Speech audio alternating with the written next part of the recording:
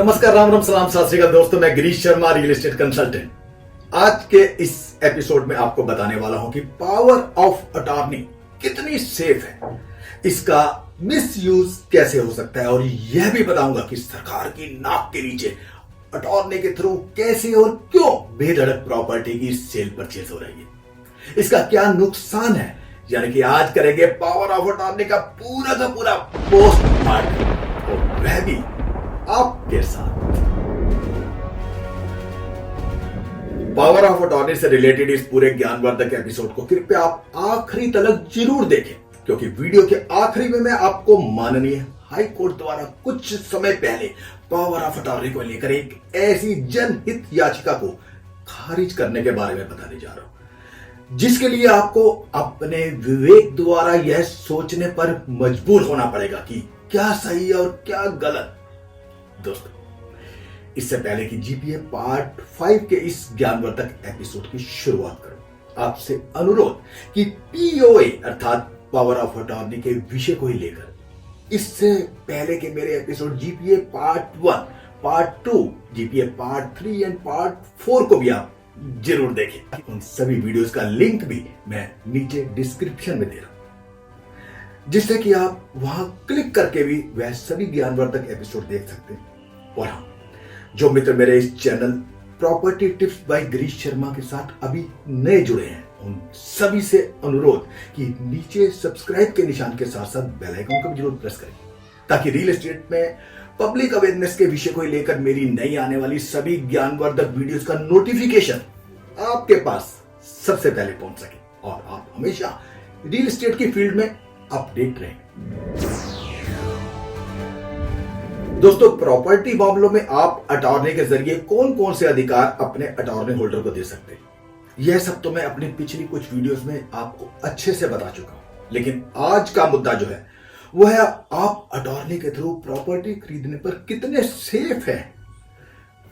तो मैं आपको बता दूं कि अगर जीपीए के जरिए आप प्रॉपर्टी खरीदते हैं तो आपके कब्जे में यानी पोजेशन में प्रॉपर्टी तो होगी, लेकिन बिना बेनामे अर्थात सेल डीड के बिना आप उसके कानूनी हकदार नहीं माने जाएंगे, और क्लियर प्रॉपर्टी टाइटल के बिना भविष्य में आप प्रॉपर्टी नहीं बेच पाएंगे, या फिर आपकी प्रॉपर्टी उसी गैर कानूनी तरीके से बिकेगी जिस गैर कानूनी तरीके से आपने खरीदी थी, अर्थात पावर ऑफ अटॉर्नी के जरिए परचेज की थी।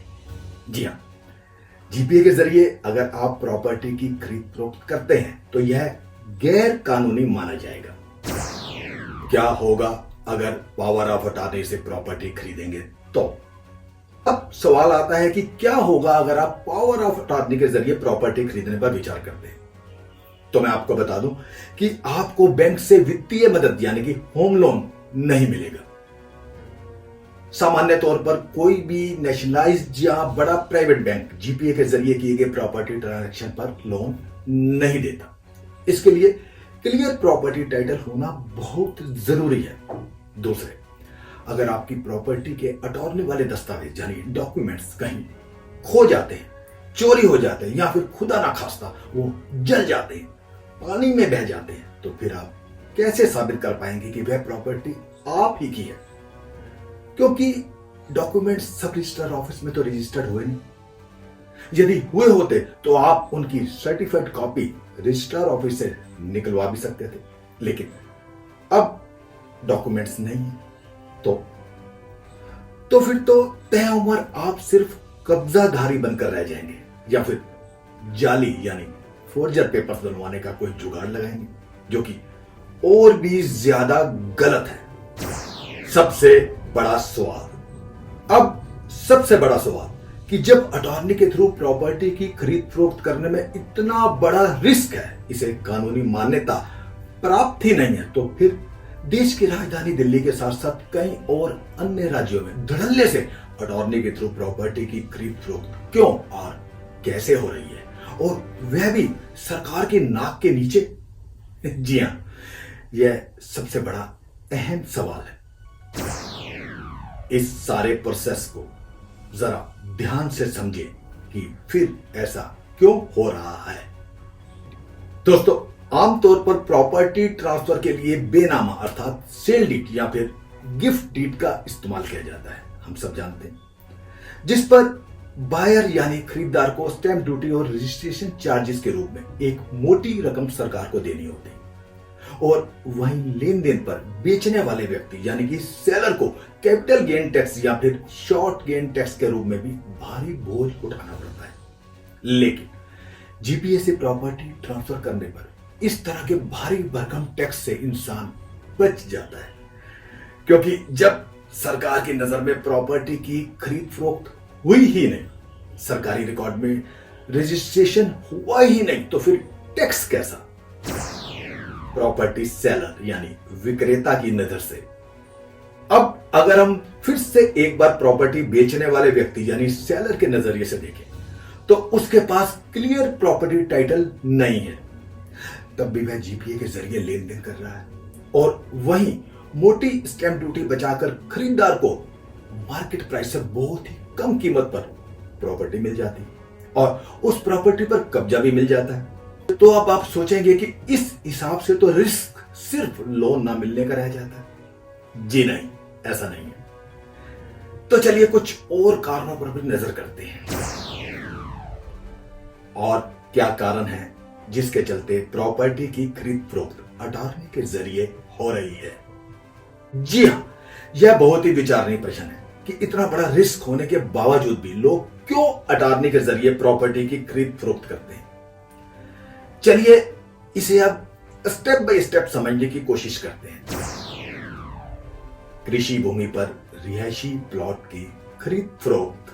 दोस्तों, कानूनी तौर पर कृषि भूमि अर्थात एग्रीकल्चर लैंड को बिना भूमि बदलाव यानी लैंड यूज चेंज करवाए बिना रिहायश के लिए बेचा नहीं जा सकता। लेकिन ज्यादातर कृषि भूमि यानी एग्रीकल्चर लैंड के मालिक जमीन बदलाव के कानूनी झंझटों से बचने के लिए या उस राज्य के नियमानुसार लैंड यूज ना बदलने के चलते प्रशासन के कुछ भ्रष्ट अधिकारियों से सेटिंग करके जीपीए के जरिए अलग अलग साइज के प्लॉट काटकर पिछले कई वर्षों से बेचते आ रहे हैं, जिसे हम देसी भाषा में कच्ची कॉलोनी या फिर अनऑथराइज्ड कॉलोनी कहते हैं। क्योंकि बड़े शहरों में अधिकतर मकान की डिमांड और सप्लाई, इसके साथ साथ ऑथराइज और अनऑथराइज प्रॉपर्टी की कीमतों में बहुत बड़ा अंतर होता है। इसलिए जो लोग एक क्षमता से ज्यादा महंगी प्रॉपर्टी नहीं खरीद सकते, वह अपना और अपने परिवार का सर ढांपने यानी कि एक अदद घर की खातिर अनऑथराइज प्रॉपर्टी खरीदने को मजबूर हो जाते हैं। और क्या कारण है जिस वजह से लोग अटॉर्नी के जरिए प्रॉपर्टी की खरीद फरोख्त करते हैं? इसके अलावा देश की राजधानी दिल्ली के साथ साथ कई और राज्यों में भी अन्य कई कानूनी प्रतिबंधों के चलते या फिर बहुत से एरियाज में लीज होल्ड प्रॉपर्टी को कई कारणों के चलते फ्री होल्ड में कन्वर्ट ना होने के कारण जीपीए के जरिए लोग प्रॉपर्टी की खरीद फरोख्त करने को मजबूर हो जाते हैं। इसके साथ ही ज्यादातर हाउसिंग स्कीम्स जैसे कि दिल्ली में डीडीए, यूपी गाजियाबाद में जीडीए, हरियाणा में हुड्डा, पंजाब में पुड्डा और महाराष्ट्र में महाडा जैसी एजेंसीज जहां की अधिकतर यूनिट्स लीज होल्ड बेसिस पर अलॉट की जाती हैं। ऐसी परियोजनाओं में आवंटी यानी कि अलॉटी एक पर्टिकुलर टाइम से पहले किसी दूसरी पार्टी को अपनी वह प्रॉपर्टी नहीं बेच सकता। बस इस प्रोसेस से बचने के लिए या अकस्मात पैसों की जरूरत के चलते ऐसी यूनिट्स को अक्सर अटॉर्नी के जरिए गैर कानूनी तरीके से बेच दिया जाता, क्योंकि इसके अलावा सेलर के पास अपनी प्रॉपर्टी को बेचने का कोई और विकल्प भी तो नहीं होता और खरीदार सस्ते के चक्कर में अटॉर्नी के जरिए उसे खरीद भी लेता है। अब इसे हम कुछ इस तरह से भी देख सकते हैं कि जब मियां बीबी राजी तो क्या करेगा गाजी।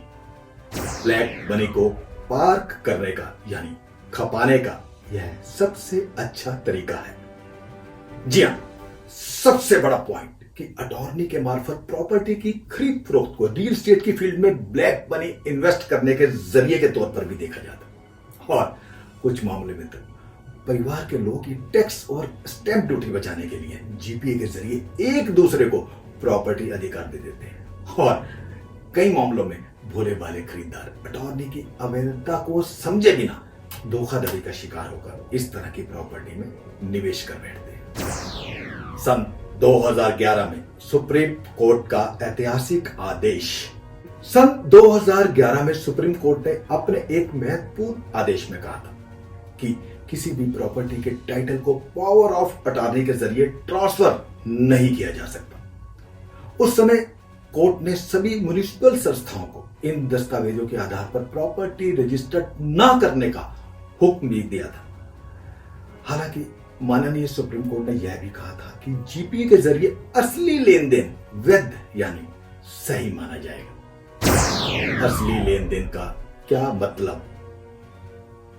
असली लेन देन मतलब कि रजिस्टर्ड अटॉर्नी होने पर अटॉर्नी होल्डर सिर्फ सेलर के बिहाफ पर सेल डीड एग्जीक्यूट तो कर सकता है, मगर उस पर्टिकुलर प्रॉपर्टी को बेचकर प्राप्त सारा रुपया मिलेगा सिर्फ प्रॉपर्टी ऑनर को ही। फिर से ध्यान से कोर्ट द्वारा कही बात को अच्छे से समझें कि प्रॉपर्टी को बेचकर आया सारा रुपया मिलेगा सिर्फ प्रॉपर्टी ऑनर को, ना कि अटॉर्नी होल्डर को। यानी कि सारा रुपया सेलर के अकाउंट में ही जाएगा। लेकिन यहां भी सेलर तब अनसेफ हो जाता है जब इस तरह की ट्रांजैक्शन में ज्यादा कैश यानी कि ब्लैक मनी इन्वॉल्व होती है और अटॉर्नी होल्डर के मन में बेईमानी आ जाए, वह सारा कैश ट्रांजैक्शन छुपा जाए, तो आप सिर्फ अफसोस के अलावा और कुछ भी नहीं कर सकते। इसलिए मैं अक्सर अपने क्लाइंट से कहता हूं कि प्रॉपर्टी की अटॉर्नी बहुत सोच समझकर अपने किसी जानने वाले विश्वास पात्र व्यक्ति को ही दे। इसे और अधिक साधारण शब्दों में समझें। चलिए इसे और अच्छे से समझते हैं। मान लीजिए कि आप कोई प्रॉपर्टी खरीद रहे हैं और सेलर यानी कि विक्रेता की तरफ से आपकी सेल डीड को एग्जीक्यूट करने उसका कोई रजिस्टर्ड अटॉर्नी होल्डर आया है और वह आपके नाम से रजिस्ट्रेशन करवाता है, तो वह कोई गलत चीज नहीं है। इस केस में वह पूरा का पूरा ट्रांजैक्शन कानूनी तौर पर मान्य होगा। लेकिन जैसे कि मैंने पहले बताया कि आपकी प्रॉपर्टी का अटॉर्नी होल्डर आपका अत्यधिक विश्वसनीय होना चाहिए। अब एक सवाल कि बिना registered GPA, SPA, agreement to sale वाली प्रॉपर्टी खरीदने में और क्या क्या समस्याएं आती हैं, इसमें क्या गलत है? जी हां, यह असली प्रश्न है कि इसमें समस्या क्या है, परेशानी क्या है, दिक्कत क्या है। तो मैं आपको बता दूं कि समस्या तब आती है जब आप रजिस्ट्रेशन नहीं करवाते और जीपीए के जरिए प्रॉपर्टी सेल हो जाती है। कई बार बायर और सेलर अपनी सुविधा के अनुसार या कहें कि अपने कागजात को और अधिक पक्का करने के लिए कुछ और एक्स्ट्रा डॉक्यूमेंट्स बना लेते हैं, जैसे कि एग्रीमेंट टू सेल, जिसमें लिखा होता है कि मैं यह प्रॉपर्टी आपको बेच रहा हूं। इसके अलावा लिखा होता है कि इस प्रॉपर्टी के तमाम अधिकार मैं आपको दे देता हूं, जिससे आप उसको बेच सकते हैं, किसी को किराए पर दे सकते हैं और यह जीपीए भविष्य में कैंसिल नहीं की जाएगी। तीसरे, वो सेलर की तरफ से एक रजिस्टर्ड विल यानी वसीयत भी बना देता है, जिसमें सेलर यह लिखता है कि मेरी मृत्यु के पश्चात यह प्रॉपर्टी खरीदार को दे दी जाए, यानी कोई और दावा ना कर सके। कई बार अलग से एफिडेविट भी बना लिए जाते हैं, जिसमें लिखा होता है कि भविष्य में बायर चाहेगा तो सेलर प्रॉपर्टी का रजिस्ट्रेशन कराने के लिए कभी भी मना नहीं करेगा। इस तरह के बहुत से दस्तावेज बनाए जाते हैं और बायर मान लेता है कि प्रॉपर्टी उसके नाम हो गई। लेकिन मैं आपको बता दूं कि इस तरह के किसी भी अनरजिस्टर्ड दस्तावेज से, किसी भी नॉन रजिस्टर्ड डॉक्यूमेंट से प्रॉपर्टी का टाइटल आपके नाम नहीं हो जाता। लेकिन आप मान लेते हैं कि आपने प्रॉपर्टी खरीद ली और आप मालिक हो गए, जबकि सरकार की नजर में वो प्रॉपर्टी आपकी नहीं है। कानून की नजर में सिर्फ प्रॉपर्टी सेल का एग्रीमेंट बना देने से या इस तरह के तमाम डॉक्यूमेंट्स बना देने से वह प्रॉपर्टी आपके नाम नहीं हो जाती। अगर आपको याद हो तो सन 2011 में माननीय सुप्रीम कोर्ट के आदेश, जिसका कि मैं पहले ही जिक्र कर चुका हूं, उस आदेश के तुरंत बाद कई राज्यों ने जीपीए के जरिए बेचे जाने वाली प्रॉपर्टी के रजिस्ट्रेशन को ही बैन कर दिया था, जिस कारण रियल एस्टेट के क्षेत्र में काफी लंबे समय तक सभी अटॉर्नी केस रुक गए थे। उस समय प्रॉपर्टी मार्केट में हाहाकार मच गया था। जब यह गैर कानूनी तरीका था तो इसकी शुरुआत किसने और क्यों की? कहते हैं ना, आवश्यकता आविष्कार की जननी होती है। सुना है ना आपने? इसलिए समय के साथ कुछ छोटे वकीलों और डॉक्यूमेंट्स राइटर्स या कहें कि कुछ तिकड़मबाजों द्वारा रियल एस्टेट के क्षेत्र में कई अलग अलग तरीके का आविष्कार किया जाने लगा, ताकि प्रॉपर्टी में निवेश को बिना कोई मोटी स्टैंप ड्यूटी दिए कुछ कानूनी टाइप का जामा पहनाया जा सके, जिसमें पावर ऑफ अटॉर्नी के माध्यम से प्रॉपर्टी की खरीद फरोख्त को भी शामिल किया गया। इस तरह बिना क्लियर टाइटल वाली प्रॉपर्टीज और लीज होल्ड प्रॉपर्टी बेचने के लिए जीपीए का धड़ल्ले से इस्तेमाल किया जाने लगा। यह सिलसिला कब शुरू हुआ? दरअसल पावर ऑफ अटॉर्नी द्वारा प्रॉपर्टी सेल परचेज का चलन 1990 के दशक में प्रॉपर्टी बाजार में अत्यधिक तेजी की शुरुआत के साथ हुआ। इस तरह का प्रॉपर्टी ट्रांसफर उन लोगों के बीच बहुत तेजी से लोकप्रिय हो गया जिन्हें डीडीए की अलग अलग आवासीय योजनाओं के अंतर्गत ड्रॉ द्वारा लीज होल्ड बेसिस पर प्रॉपर्टी आवंटित की जाती थी और उन्हें अत्यधिक कीमत पर इंटरेस्टेड पार्टीज को आगे बेच दिया जाता था। और यह तरीका इतनी रफ्तार से बढ़ा कि इस वजह से रियल एस्टेट में पावर ऑफ अटॉर्नी को लेकर अगले 2 दशकों तक लगातार बड़े बड़े फ्रॉड होने लगे। आप लोगों ने भी न्यूज़पेपर्स में, टीवी में इतने समाचार देखे होंगे फ्रॉड के कि आपको शायद याद भी ना हो। इसके बाद देश की शीर्ष अदालत माननीय सुप्रीम कोर्ट को इस तरह के मामलों का संज्ञान लेने के लिए मजबूर होना पड़ा और अंततः सन 2011 में माननीय कोर्ट द्वारा सूरज लैंप इंडस्ट्रीज प्राइवेट लिमिटेड बनाम स्टेट ऑफ हरियाणा केस में एक ऐतिहासिक फैसला सुनाया, जिसमें जनरल पावर ऑफ अटॉर्नी अर्थात जीपीए के माध्यम से किए गए प्रॉपर्टी लेन देन को कानूनी अवैध ठहराया गया।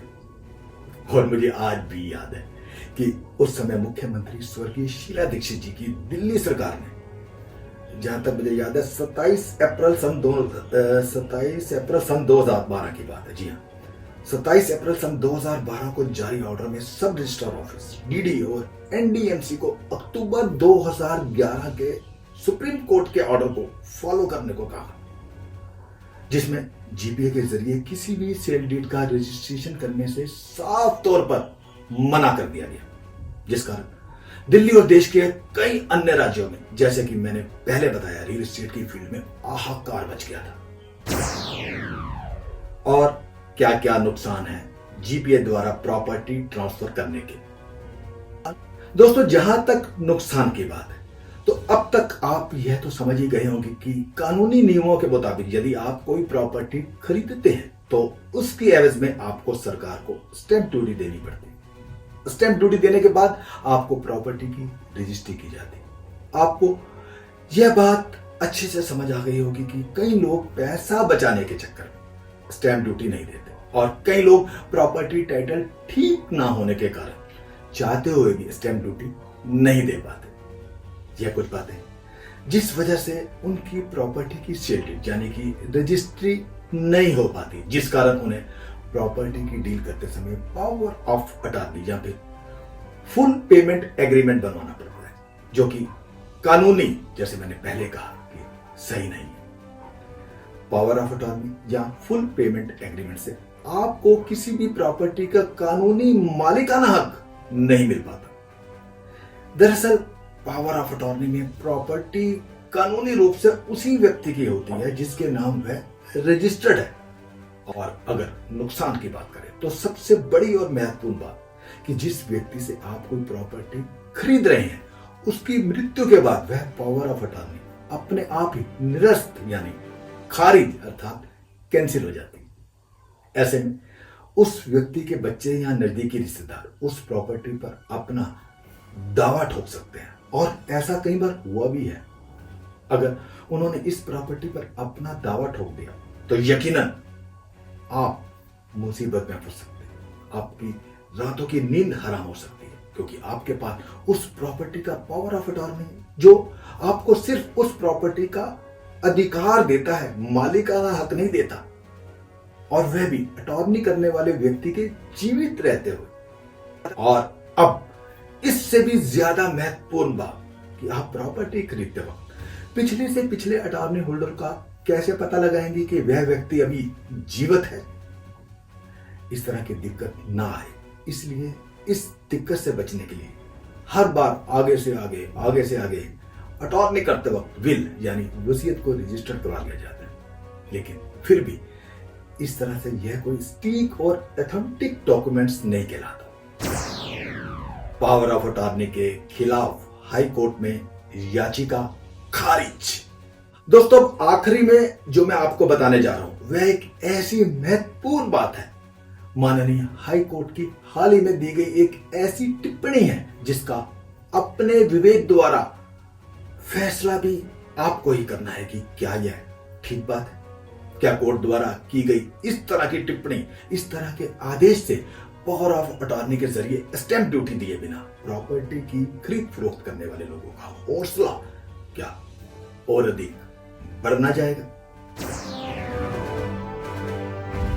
नेशनल न्यूज़पेपर दैनिक जागरण 16 जुलाई सन 2021 को छपी एक न्यूज को मैं आपको पढ़कर सुनाता हूं। पावर ऑफ अटॉर्नी के खिलाफ याचिका खारिज। नई दिल्ली किसी भी संपत्ति के लिए पावर ऑफ अटॉर्नी को अवैध दस्तावेज बताते हुए इसके खिलाफ दायर याचिका को हाई कोर्ट ने खारिज कर दिया। मुख्य न्यायाधीश DN पटेल और न्यायमूर्ति ज्योति सिंह की पीठ ने यह कहा कि अधिवक्ता इस आधारहीन याचिका को वापस ले, क्योंकि अदालत उन पर जुर्माना नहीं लगाना चाहती। इसके बाद याचिका को डिस्पोज एज विड्रॉ करार दिया गया। एक अधिवक्ता ने याचिका दायर कर मांग की थी कि जो भी व्यक्ति पावर ऑफ अटॉर्नी के दम पर किसी संपत्ति पर अपना अधिकार जताता है तो पुलिस को उस पर कार्रवाई करनी चाहिए, क्योंकि यह दस्तावेज अवैध हैं और कोई भी इसे बनवा सकता है। मुख्य पीठ ने इस याचिका पर कहा कि क्या आप चाहते हैं कि दिल्ली पुलिस घर घर जाकर सर्वे करे? इस याचिका का कोई आधार नहीं और पीठ अधिवक्ता पर जुर्माना लगाने का कोई इरादा नहीं रखती। माना कि हमारी सरकार के पास इतनी पुलिस फोर्स नहीं है कि वह घर घर जाकर लोगों की प्रॉपर्टी के कागजात चेक कर सके, लेकिन क्या इस स्टेटमेंट से अनऑथराइज्ड कॉलोनीज को, स्टैंप ड्यूटी बचाने वालों को, रियल एस्टेट में फ्रॉड करने वालों को और अधिक बढ़ावा नहीं मिलेगा? अब फैसला आपके विवेक पर छोड़ा कि आप इस बारे में क्या सोचते हैं। तो दोस्तों, मैं समझता हूं कि पावर ऑफ अटॉर्नी को लेकर इस तरह का पोस्टमार्टम सोशल मीडिया के किसी भी प्लेटफॉर्म पर अब तक आपने ना देखा होगा। किसी ने भी इतने आसान और साधारण तरीके से आपको जीपीए के बारे में ना समझाया होगा। आपसे अनुरोध कि रियल एस्टेट से रिलेटेड मेरी सभी ज्ञानवर्धक वीडियोस का अपने उन इष्ट मित्रों के साथ शेयर जरूर करें जिन्हें वाकई में इनकी जरूरत है। यदि आप दिल्ली NCR में रहते हैं, प्रॉपर्टी से रिलेटेड किसी भी तरह की समस्या से परेशान हैं, अपने रहने के लिए, बिजनेस करने के लिए या फिर इन्वेस्टमेंट पर्पस से अपने उज्जवल भविष्य के लिए कोई अच्छी प्रॉपर्टी खरीदना चाहते हैं या फिर बिना दिक्कत परेशानी के अपनी कोई प्रॉपर्टी बेचना चाहते हैं, तो निसंकोच आप कभी भी मुझे फोन कर सकते हैं, समय लेकर मुझसे मिल सकते हैं। यदि आप बुजुर्ग हैं, विकलांग हैं, तो मैं खुद या फिर हमारा एग्जीक्यूटिव आपके पास आएगा। यकीनन शांति प्रॉपर्टीज की टीम आपकी रिक्वायरमेंट को फुलफिल करने की पूरी कोशिश करेगी। दोस्तों, एक बात जरूर याद रखिएगा, तनाव से केवल समस्याएं जन्म लेती हैं। समाधान खोजने के लिए तो मुस्कुराना ही पड़ेगा और अच्छी प्रॉपर्टी खरीदने के लिए गिरीश के पास तो एक बार आना ही पड़ेगा। जल्द ही रियल एस्टेट से रिलेटेड अपनी किसी नई ज्ञानवर्धक वीडियो के साथ आपसे रूबरू होता हूं। तब तक के लिए इजाजत। खुश रहें, मस्त रहें, मुस्कुराते रहें और अपनी दुआओं में मुझे भी याद जरूर रखें। जय हिंद, जय भारत। आपका अपना Girish Sharma. Mr. Girish Sharma, a senior real estate consultant. working in the field of real estate for over 3 decades now. Devoted to the cause of public awareness, he has written more than 2,000 articles, published in some renowned newspapers. Time and again, he has been felicitated for his sheer hard work in taking the cause forward. So go ahead, like, share and subscribe to his YouTube channel, Property Tips by Girish Sharma, to enrich your knowledge with his informative videos based on his remarkable experience in the property sector.